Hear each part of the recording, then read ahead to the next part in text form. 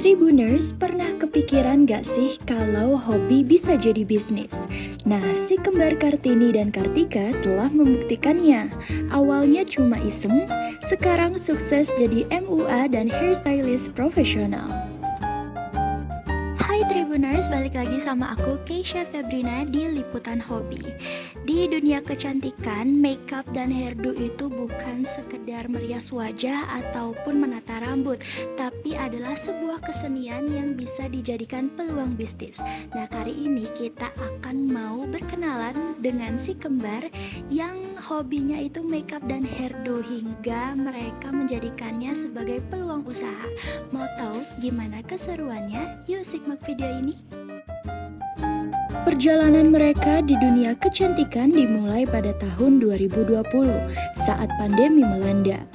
Kartini yang awalnya mencari aktivitas untuk mengisi waktu, mulai menekuni make up dan melihat peluang besar di bidang ini.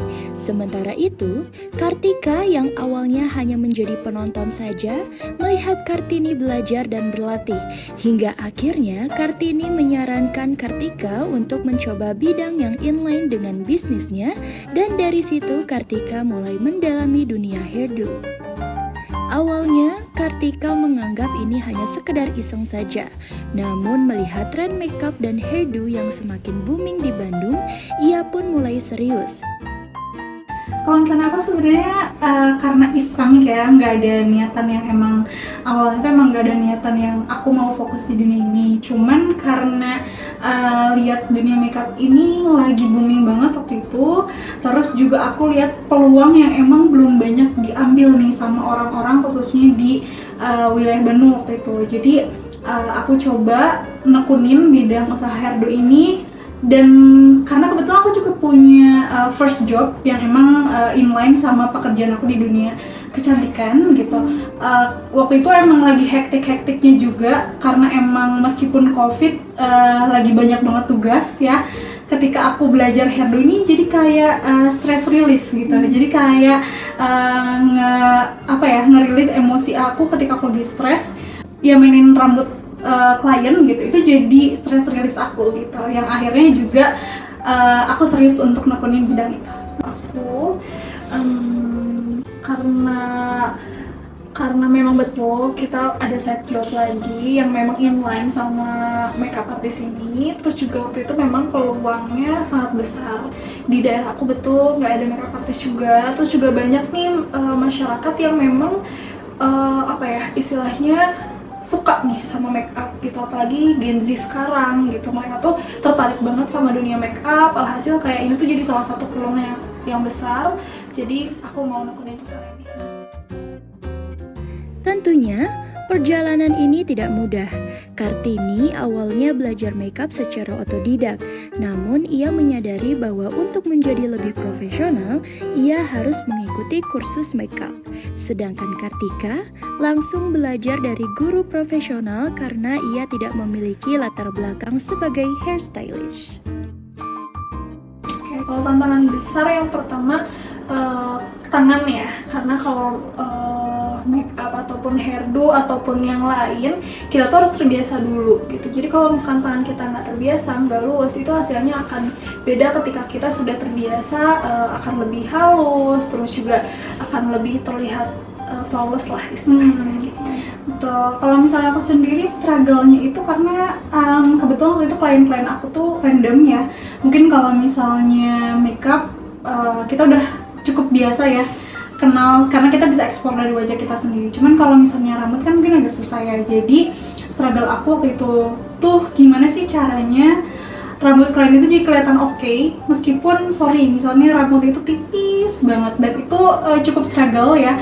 Sama juga yang rambutnya super duper pendek gitu, bahkan kayak laki-laki dan dia minta di stylish gitu. Stylishnya pun biasanya tuh kadang pengen panjang ataupun pengen di updo kayak gitu, itu awal-awal tuh struggle banget. Dari sekedar hobi, kini mereka telah berhasil membangun usaha di bidang kecantikan.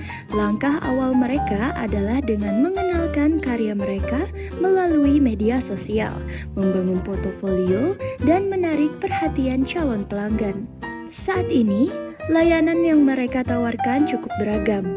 Untuk make up, mereka melayani berbagai keperluan, mulai dari wisuda, engagement, wedding guest, hingga make up untuk party. Mereka juga menyediakan paket make up untuk wedding dan photoshoot.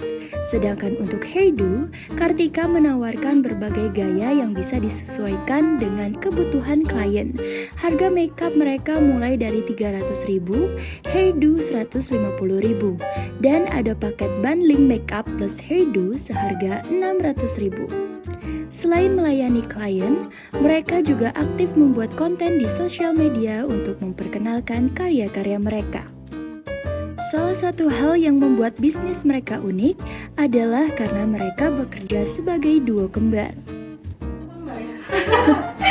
Kalau yang kita rasa sih karena kita kembar ya, jadi itu bisa jadi selling point dan bisa jadi ningkatin awareness itu juga gitu. Jadi kalau misalnya mungkin untuk makeup artis yang lain atau hairstylist yang lain, katakanlah mereka bisa sendiri-sendiri gitu ya, sendiri-sendiri.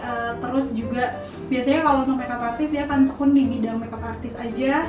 Mungkin ada pun yang sambil hairstylist gitu, cuman mungkin itu biasanya makan waktu yang lebih lama gitu. Nah kalau yang kita rasain gitu, karena kita ini kembar, jadi itu bisa jadi selling point dan unique point gitu. Jadi nama kita biar lebih dikenal gitu ya.